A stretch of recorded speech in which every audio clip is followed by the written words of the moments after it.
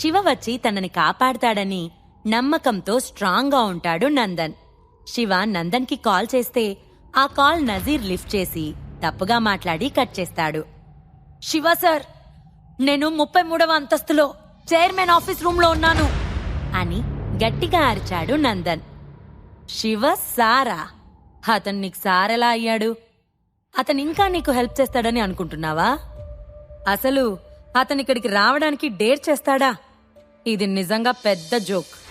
బాబోయ్, నేను నవ్వ ఆపుకోలేక చచ్చిపోతున్నాను అని సిగరెట్ తీసి వెలిగించి 2 సార్లు దమ్ము లాగేసరికి అతని అనుచరుల మొహాలు ఆశ్చర్యంతో నిండిపోవడం గమనించిన నజీర్, మొహాలేంట్రా అలా పెట్టుకొని చూస్తున్నారు? ఏమైంది మీకు అని సీరియస్గా అడిగాడు. అన్నా, నీ వెనకెవరో ఉన్నారు అని భయంగా అన్నాడు నజీర్ అనుచరులలో ఒకడు. ఎవరున్నారా అని వెనకకు తిరిగి చూసిన నజీర్ మొహంపై ఒక బలమైన పంచ్ పడటంతో అతని నోట్లోని పళ్ళు అన్నీ వచ్చి కింద రాలిపడ్డాయి. ఆ దెబ్బ నుంచి నజీర్ తేరుకోకముందే గట్టిగా మరొకటి కొట్టాడు. ఆ దెబ్బకి కుర్చీలో నుంచి కింద పడి 2 పల్టీలు కొట్టాడు నజీర్. ఎవరు నువ్వు? నన్ను కొట్టడానికి నీకెంత డేర్ అని కోపంగా చూసిన నజీర్కి వైట్ షర్ట్ వేసుకున్న ఒక యంగ్ మ్యాన్ కనిపించాడు. ఈ బుట్టోడా నన్ను కొట్టింది అనుకొని, ఏంట్రా అలా బొమ్మను చూసినట్లు చూస్తున్నారు? వాణ్ణి చంపేయండి అని తన రౌడీలకి చెప్పాడు నజీర్. బిల్డింగ్ ఎంట్రన్స్ లో చాలా మంది రౌడీలున్నారు, అలాంటిది ఇతను పైకెలా వచ్చాడు?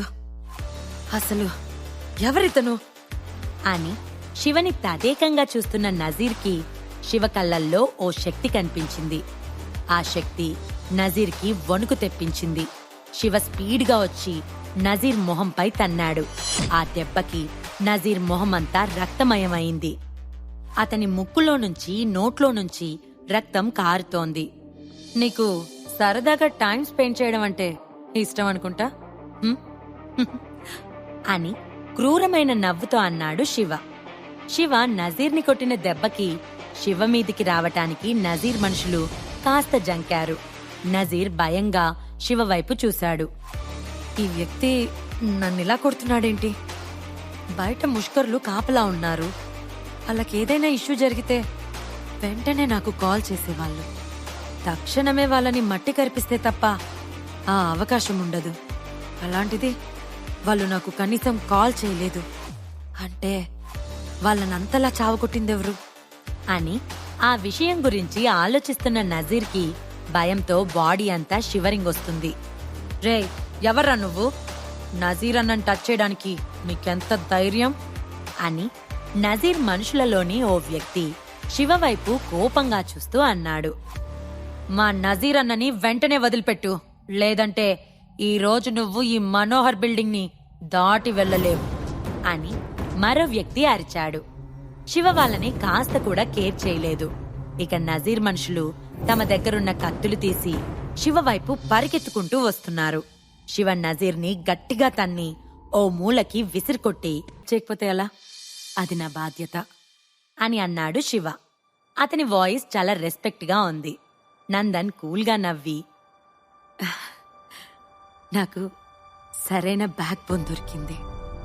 నేను శివ సార్ హెల్ప్ తీసుకుని మంచి పనే చేశాను. నా లైఫ్లోనే ది బెస్ట్ చాయిస్ అని అనుకున్నాడు. శివ చైర్మన్ టేబుల్ పై ఉన్న అగ్రిమెంట్ పేపర్స్ వైపు చూశాడు. అతనికి అక్కడ ఏం జరిగిందో క్లియర్గా అర్థమైంది. శివ నందన్ వైపు చూసి, నువ్వు చాలా మంచివాడివి నందన్ అని అప్రిషియేట్ చేశాడు.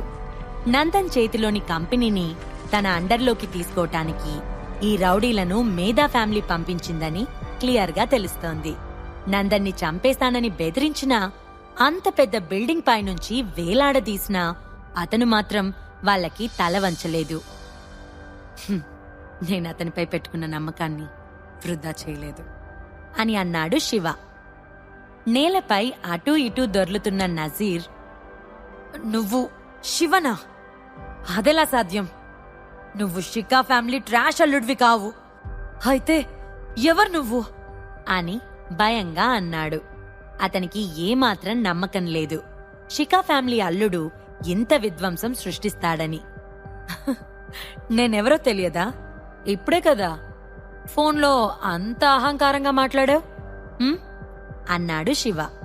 కళ్ళు పెద్దవిగా చేసి శివ వైపు చూసి, నువ్వు నిజంగా శివవేనా అని నమ్మలేనట్లుగా చూస్తూ, నువ్వు ఇప్పుడే కదా నాకు కాల్ చేసింది. అంత తక్కువ సమయంలో నువ్విక్కడికి ఎలా వచ్చావు అని అన్నాడు నజీర్. శివ ఇంత పవర్ఫుల్ వ్యక్తి అని తెలిస్తే నజీర్ ఫోన్ కాల్లో అలా అస్సలు మాట్లాడకపోయేవాడు. ఇప్పుడు జరగాల్సింది జరిగిపోయింది. జరిగిన దానికి తప్పక భారీ మూల్యం చెల్లించాలి. తననే తీక్షణంగా చూస్తున్న శివతో, నందన్కి వెనక నుండి సపోర్ట్ చేసేది నువ్వేనా అని ఆశ్చర్యంగా భయంగా అడిగిన నజీర్, ఇప్పుడు నేను రాహుల్కి ఫోన్ చేసి శివ మనోహర్ కంపెనీలో ఉన్నాడు, మమ్మల్ని అందరినీ కొట్టాడంటే నమ్మకపోగా నన్నే తిరిగి తిడతాడు అని అనుకున్నాడు. నీకు చాలా విషయాలు తెలుసే అని ఆశ్చర్యం నటిస్తూ వెటకారంగా అన్న శివ నజీర్ కడుపులో బలంగా తన్నాడు. నజీర్ వెళ్లి గోడకి అతుక్కున్నాడు. అతని బాడీలో పార్ట్స్ అన్నీ ఒక్కసారిగా కదిలాయి. శివ సార్, ప్లీజ్, నాకేం తెలియదు. నేను నా యజమాని చెప్పినట్లు చేశాను. అది నా బాధ్యత. నన్ను చంపొద్దు. నేను వెంటనే ఇక్కడి నుంచి వెళ్ళిపోతాను. లైఫ్లో ఇంకెప్పుడు మీకు కనిపించను. లేదా మీరు అనుమతిస్తే మీకు వర్కర్గా ఉంటాను అని శివ కాళ్ళపై పడిపోయాడు నజీర్. ఈ ప్రశ్నలకు సమాధానాలు తెలుసుకోవాలంటే నెక్స్ట్ ఎపిసోడ్ వినాల్సిందే. క్రింద ఇచ్చిన లింక్ ని క్లిక్ చేసి పాకెట్ ఎఫ్ఎం యాప్ ని ఇన్స్టాల్ చేసుకోండి. Stay tune to pocket FM.